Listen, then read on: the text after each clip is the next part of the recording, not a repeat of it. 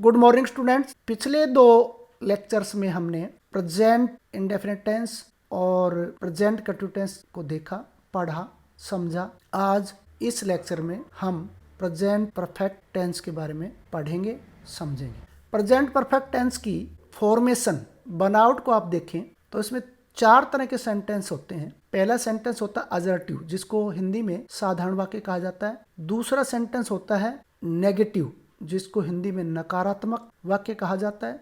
तीसरा वाक्य होता है इंटरोगेटिव सेंटेंस, जिसको हिंदी में प्रश्नवाचक वाक्य कहते हैं। और चौथे प्रकार की बनावट है वो है इंटरोगेटिव और नेगेटिव दोनों तरह के सेंटेंस को मिलाकर, यानी नकारात्मक भी और प्रश्नवाचक भी। अब हम सबसे पहले इसकी फॉर्मेशन को, फर्स्ट फॉर्मेशन है इसकी कि सब्जेक्ट आएगा, फिर हैज और हैव में से कोई एक अकॉर्डिंग टू सब्जेक्ट के अनुसार लगेगा। फिर वर्ब की थर्ड फॉर्म आएगी। अभी तक आपने फर्स्ट लेक्चर में और सेकंड लेक्चर में वर्ब की फर्स्ट फॉर्म का प्रयोग देखा था। इस टेंस में वर्ब की थर्ड फॉर्म लगती है, प्लस में ऑब्जेक्ट। ये फॉर्मेशन होती है, ये बनावट होती है साधारण वाक्य में। जब वाक्य नेगेटिव हो तो उसमें सब्जेक्ट हैज हैव प्लस में नोट और वर्ब की थर्ड फॉर्म प्लस में ऑब्जेक्ट आता है। ये वाक्य होता है नकारात्मक। तीसरी फॉर्मेशन होती है, तीसरी बनावट होती है इंटेरोगेटिव वाक्य की।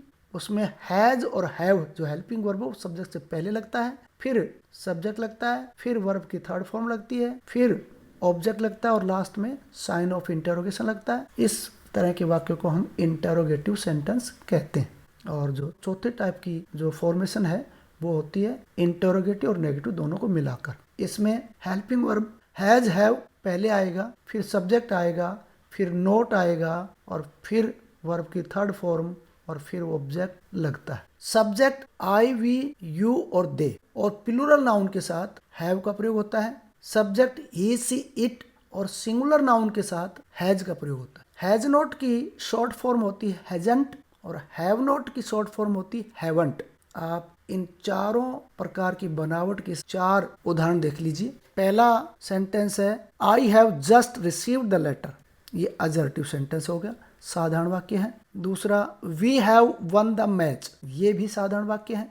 यहाँ पहले में आई के साथ हैव प्रयोग हुआ क्योंकि सब्जेक्ट आई था। मैंने बताया था सब्जेक्ट, जब सब्जेक्ट आई, वी, यू, दे और कोई प्लूरल नाउन हो तो हैव लगता है। तीसरे सेंटेंस में देखिए she has not done her homework, ये नेगेटिव सेंटेंस है। सी सब्जेक्ट है इसलिए इसके साथ हैज हेल्पिंग वर्ब आई है।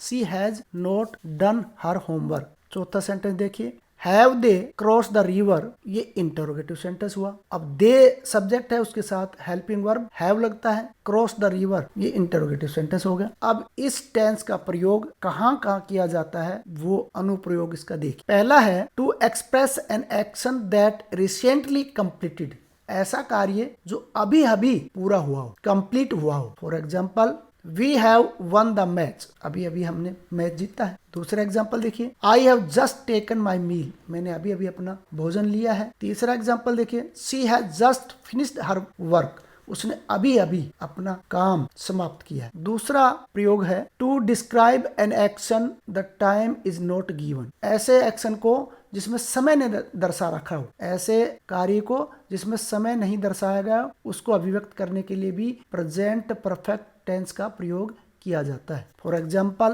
पहला सेंटेंस देखिए the train has steamed in, steamed in होता है स्टार्ट होना। दूसरा sentence they have left for England, अब इसमें कोई समय नहीं दे रखा है। I have seen a snake in the garden, मैंने बाग में एक सांप देखा। अब ये तीनों सेंटेंस ऐसे सेंटेंस हैं जिनमें समय नहीं दर्शा रखा, लेकिन ये प्रेजेंट परफेक्ट टेंस के द्वारा बनाए जाते हैं। और एग्जांपल देखिए आप I have seen this picture several times, इसमें देखिए मैंने ये पिक्चर कई बार देखी। अगला sentence you have failed in the senior secondary examination. और एक example have you been to Kashmir, ये एग्जाम्पल ये दर्शाते हैं कि ऐसा कार्य जिसमें समय नहीं दर्शा रखा लेकिन वो प्रेजेंट परफेक्ट टेंस के द्वारा अभिव्यक्त हो रहे हैं। और तीसरा जो प्रयोग है वो है to express an action that begin in the past and still continuous, ऐसा कार्य जो भूतकाल में शुरू हुआ था और अब भी चल रहा है। For example he has work in this school for 5 years, वह पिछले 5 साल से, अब समय कार्य शुरू हुआ वो पीछे भूतकाल में शुरू हुआ, पिछले 5 साल से स्कूल में कार्य कर रहा है और इज स्टिल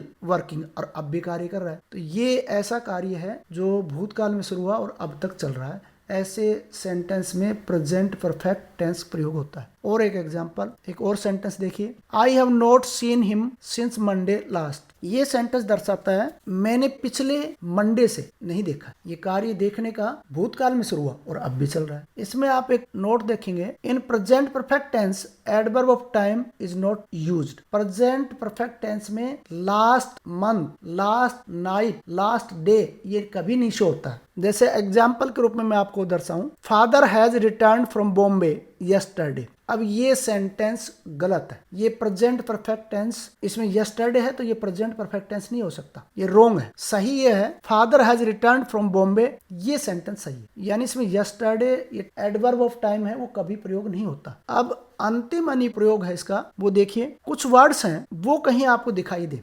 सेंटेंस में, तो मान लीजिए वहां पर प्रेजेंट परफेक्ट टेंस का प्रयोग होगा। जैसे यट है, एज यट है, ऑलरेडी है, जस्ट है, जस्ट नाउ है, सो फार है, सिंस है, एवर है, नेवर है, हाउ लॉन्ग है, एट लास्ट है, रिसेंटली है, लेटली है, स्टिल है, once, over the last, for long time, this morning, this week, this month, up to, now, times, जैसे ट्वाइस, 3, 6, ये जो टाइम को दिखाने वाले, इन शब्दों को देखकर आपको ये समझ लेना है कि इसमें प्रेजेंट परफेक्ट टेंस प्रयोग होगा, यानी हैज, हैव और वर्ब की थर्ड फॉर्म लगेगी। एग्जाम्पल देख लीजिए, Ram has already studied lesson. अब इसमें ऑलरेडी आ रहा है और ऑलरेडी हमने ऊपर इन शब्दों में दर्शाया है, तो ऑलरेडी से पता लग रहा है कि इसमें हैज और वर्ब की थर्ड फॉर्म लगेगी। दूसरा example, I have just met Mohan. अब इसमें जस्ट शब्द आ गया तो इसमें प्रेजेंट परफेक्ट टेंस लगेगा, आई के साथ हैव लगता है, I have just met, meet की थर्ड फॉर्म। तीसरा एग्जाम्पल देखिए, have you ever seen a tiger. अब इसमें एवर, एवर शब्द के आने से ये समझ लेना चाहिए कि इसमें प्रेजेंट परफेक्ट टेंस यानी हैज, हैव और वर्ब की थर्ड फॉर्म लगेगी। Has, have according to subject. अब इसमें यू है, यू के साथ हैव लगता है। फोर्थ एग्जाम्पल देखिए, has he found a new job yet. अब यट वर्ड आने से इसमें हैज और वर्ब की थर्ड फॉर्म का प्रयोग हुआ है। और लास्ट एग्जांपल देखिए, it hasn't rained lately. Lately आ गया तो हमने यहाँ शॉर्ट फॉर्म का प्रयोग किया है, ये नेगेटिव वाक्य है। इट हैजंट, हैजंट का मतलब है हैज नोट, और इट के साथ हैज आता है। ये हमने पहले बताया था कि जब सब्जेक्ट ही, सी, इट और सिंगुलर नाउन हो तो हैज लगता है, जब सब्जेक्ट आई, वी, यू, दे और प्लूरल नाउन हो तो हैव लगता है। Thank you.